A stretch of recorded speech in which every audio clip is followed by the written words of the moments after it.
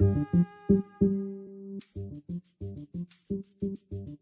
thing that I try my hardest to instill in them is confidence. I think that sometimes that gets overlooked. Hey everyone, welcome to the Life of Dad Show. Here in the Life of Dad Show, we talk with athletes, actors, entrepreneurs, CEOs, musicians, entertainers who've all made a name for themselves, but the one thing that is most important to them is being a dad. This week's edition of the Life of Dad Show, I'm bringing on comedian and actor Adam Polly. We talk about fatherhood, we talk about a whole bunch of things. Adam has a very interesting take on fatherhood, and I think you guys are really going to enjoy how open he is about being a dad. So let's get into it. Here's my interview with Adam Polly. Enjoy. This week's episode is being brought to you by Baby Shusher. Baby Shusher is a revolutionary new tool for parents to help soothe your fussy baby. Baby Shusher uses a natural rhythmic shushing sound to break the crying cycle and engage baby's calming reflex to lull them to sleep. With its 15 to 30 minute adjustable timer and long-lasting battery, it provides long shushing sessions that will get even the most resistant babies to sleep. Its removable straps allows you to use while you're holding your baby or tether it in a stroller or car seat, making it ideal for travel. Forgot your Baby Shusher? Baby Shusher has an app for that. It has comparable features and a built-in sound equalizer that allows an app to listen to your baby every 3 minutes to adjust the shush volume accordingly. For more information, go to babyshusher.com. What's going on, everybody? Eddy here for the Life of Dad Show and online. I'm very happy to have Adam Polly. Thanks for taking time to chat with me, Adam. How you doing, sir? I'm doing okay. Thanks for having me. Yeah, man. We're going to talk a little about acting and fatherhood in a second, but I got to say, one of my things is sneakers. I'm a sneaker collector, and so when I had this opportunity to chat with you, and I love the fact that you're working with Grail over at Grail.com. You're hosting a closet sale. For those who might not know, maybe some people in my audience doesn't follow the same, interests I do. Talk a little bit about what a closet sale is and how you teamed up with Grail to do this, sir. A closet sale is like, basically what it sounds like. They ask if there's stuff you want to sell, and I don't think I necessarily wanted to sell my stuff, but I am a big fan of that website Grailed, and I know a couple of the guys that work there from this podcast that I did called Failing Upward. I really like vintage clothing too. A lot of my collection is like super old, so I'm on that site all the time, and I really think it's fun to do stuff in this space that's comedic.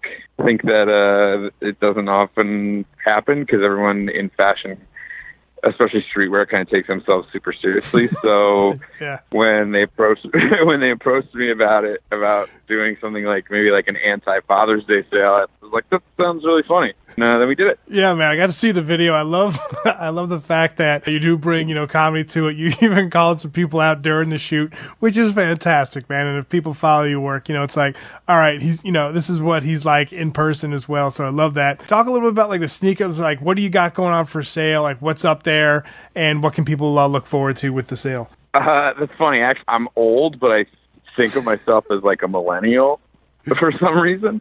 And so I do the same things that all millennials do. So I was like looking at Instagram comments, and someone commented on the sneaker section of my sale on Grail's Instagram. They're like, this is the weirdest collection of sneakers of all time. Nice. And I was like, you know what? I wear that I take that as like a badge of honor. Yeah. I think that's like, if your sneaker collection is not weird, then you really don't have a sneaker collection. You're just buying new shit. And like that's, I think of myself as a real, like I got some weird up there, Yeah. I think one of my favorite pairs that is up there that like was slept on was the Adidas did this thing with Palace a couple of years ago where like it was even pre-dad shoe style where it was like dorky, chunky, old, I think it's like a QT model, but it's got Palace branding and it's like a really good colorway. That's up there. The John Elliott LeBrons, nice. I love them. They're like, I think they were like one of my favorite sneakers of last year. Yeah, nice. The ones I'm talking about.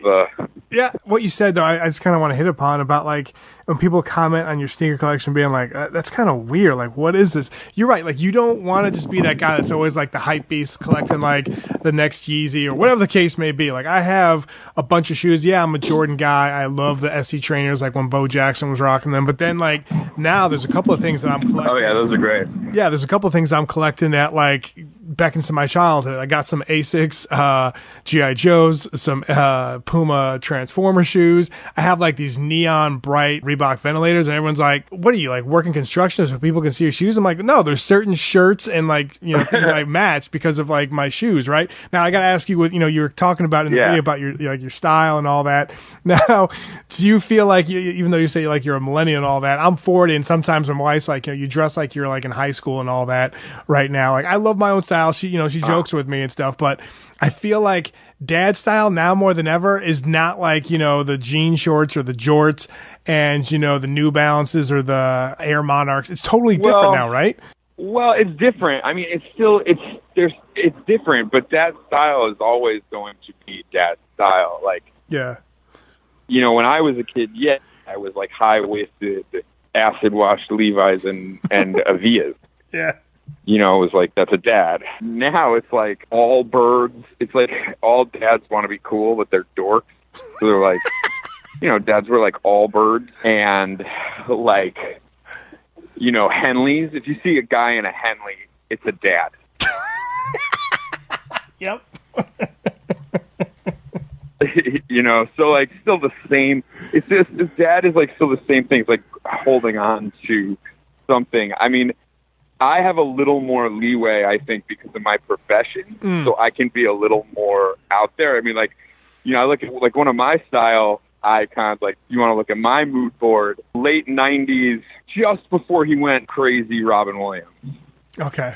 Showing up at the Tonight Show in Bape when you're 55, that's my sweet spot. Yes. I love it, man. To you, what does your ideal Father's Day look like? You know, we don't really, my family, we're not big on that. We're traveling so much. I can't remember the last time I had a Father's Day that wasn't over iChat.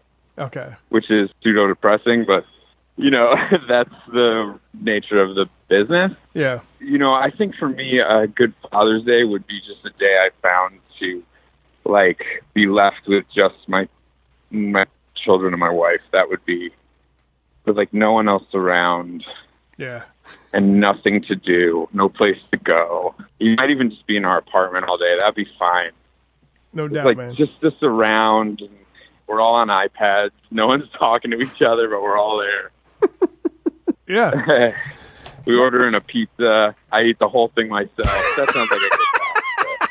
Yep. It's that point where, you know, your kid, you can tell the age of your kids by like how much you can eat compared to them, where it's like my daughters are getting older now, so it's like, all right, that, you know, frozen pizza or the delivery pizza, it's like I can't have all the slices now because they're not eating a sliver, they're actually eating like 2 or 3 slices now too, and it's like, crap, man, now I have to order like 2 more, right? Oh yeah, no, my son is built like me now. My oldest, and like when we go out to dinner together, it's a meal. That's awesome. You know, we throw down. Nice. That's one of the joys of life, you know? For sure, man. Yeah, good times, hanging out with your family, and just, like you said, kind of just being there with your family, ordering some food, and there you go. I love it. Talk a little bit about, you know, especially with people knowing you from, as a great writer, comedian, shows like Happy Endings, Mindy Project. Has like fatherhood influenced you the way you look at your work now? Like, talk about your creative process, and has a dad almost opened up another doorway for comedy for you? Well, totally. I think any growth at all, or regression, any movement in your life opens up room for comedy because you're experiencing something new and you're able to put your own observational twist on what you're experiencing. The worst comedy is done in stasis when everybody's just standing around doing the same thing. Yeah. Yeah, I find that, like, being a dad changed a lot of what I do. I don't, like, some people are like, you know, I've heard, like, Tom Brady be like, oh, I won my first Super Bowl after I had my kid. It's like, I was a better quarterback. F*** you. You know, you're just older. You had a good year. You're probably at the practice facility more because you didn't want to wipe any asses. You know, like, I know what dads do, taking naps in those meetings. You know, of course you're more dedicated to your job. I find that that's awesome. You know, I find that stuff to be kind of bullshit. That's where I find some of that, like, fatherhood stuff to be slightly bullshit. I find the truth to be like that. What it does is it forces you for several reasons to think about things differently. There's a survival aspect. You have to make money. You have to be good at your job because if you're not good at your job, then you won't work. And that means that, there's all these repercussions, for everything you do. And I think in life, that's a good thing. It's good to have repercussions. No doubt. As someone who lives their life like there's none, I can only imagine what it would be like if I really, truly had no repercussions. Yeah. Thanks, man. I definitely appreciate you sharing that. 3 more questions before I hit you up with the Life of Dad Quick 5.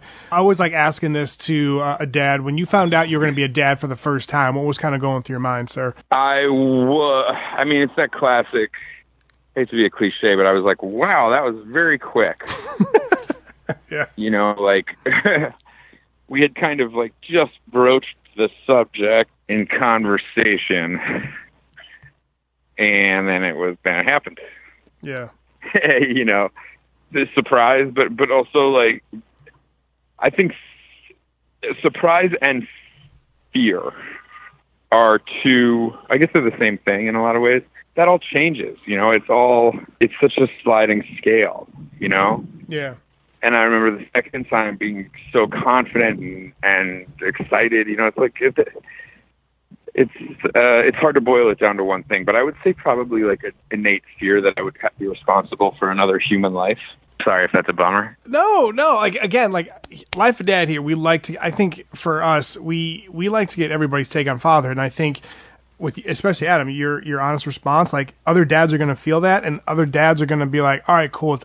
It's not just me feeling that. Not that everyone needs to, keep up with the Joneses or feel exactly like someone else. One of the big things that we appreciate here at Life Dad is a community. So it's people can kind of relate to each other as dads. So no, I 100% agree with that. And I appreciate you sharing that. Talk about some of the values you look to instill into your kids as they're growing up, because I know that especially for us, like I said, I'm 40. And so my parents raising me was a little bit different just because of what was going on in the world back then to now. Talk a little bit about some of the values you're looking to instill into your kids as they're growing up. The thing that I try my hardest to instill in them is confidence. I think that sometimes that gets overlooked. And I don't mean praising them or, anything like that. I just mean, I think happiness, I think the only thing you can look for from someone is if they can kind of cope with life by maintaining a certain level of happiness. I try to instill that in them because the world can be really hard and the world can be really tough. And I find that one of the things that gets me through is to just kind of try to be confident and happy in myself. And that's all you can want from anyone, because if they're not happy with themselves, then that's when you meet people that you end up not liking, because they're mean or they're, backstabby or they're rude or they're whatever. Most of the time, those are people that aren't truly happy with themselves. So I try just my children obviously have faults left and right, but I try just to keep them knowing that they're special and they're good and life is okay. Love it. Yeah, no, I think, what you said right there, where it's not just about praise and support, but it's you kind of, your kids, and you know this too, man, your kids will watch you more than they will listen to you, in the sense of all right, my dad's doing this and this is his occupation and this is how he kind of navigates through life. They will see, they will follow your lead through your actions more than you're hey, don't do this, or don't do that, or try and do this, or nice job and all this other stuff. But they kind of follow your lead, and they kind of, they'll become their own person as they get older. But I think what you said right there, where it's kind of all right, this is what you want for yourself and for your kids, and they will kind of watch you and learn from your example, right? Yeah, I think yes, and I think just try to instill in them a warmth and a happiness that my parents gave me, and I hope that they can have as well, because that can keep you centered through a lot of crap. No doubt. Totally agree, man. Thanks for sharing that. One more question before Life of Dad Quick 5. And I know there's a bunch of stuff, especially even the stuff we were just talking about, but for new dads listening to this, what is one big piece of advice you would offer to them? For new dads listening, one big piece of advice. I would never give any parent advice, ever. Nice. Never. No, I wouldn't even give them a secret. I wouldn't even be like, you know what I do? Nope, don't. As another parent, don't want to hear it. Don't give a f***. You want to know what I do? I will not listen to you. Like, what do you think you know? Your kid's not great. Thanks very much for the honesty, man. Appreciate that. And I think a lot of other dads are going to appreciate that response, so thank you. Life of Dad, quick 5. Favorite family movie in the household right now is? Happy Gilmore.